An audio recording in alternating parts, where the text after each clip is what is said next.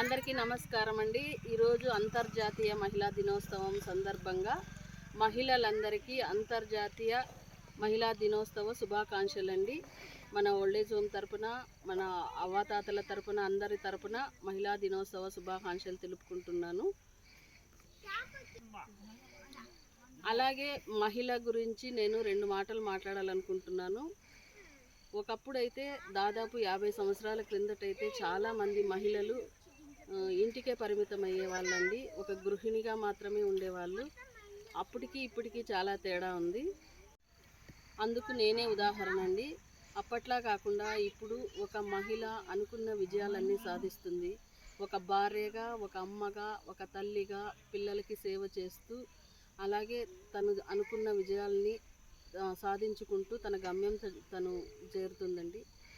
విద్యారంగంలో కానీ, వైద్య రంగంలో కానీ, రాజకీయంగా కానీ ప్రతి విషయంలోన పురుషునితో మేమేమీ తక్కువ కాదంటూ శ్రీమూర్తులు ముందుకు దూసుకెళ్తున్నారండి. మామూలుగా అయితే 60 ఏళ్ళు అయితే పురుషులకి రిటైర్మెంట్ ఉంటుందేమో, అలా శ్రీమూర్తికి అయితే రిటైర్మెంట్ ఉండదండి. తన శ్వాస ఆగిపోయే వరకు తన బాధ్యతలు తను నిర్వర్తించుకుంటూనే ఉండాలి.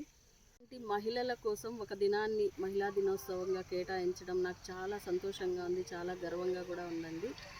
ఒక మహిళగా పుట్టినందుకు నేను చాలా గర్వపడుతున్నాను, నేను చాలా సంతోషపడుతున్నానండి.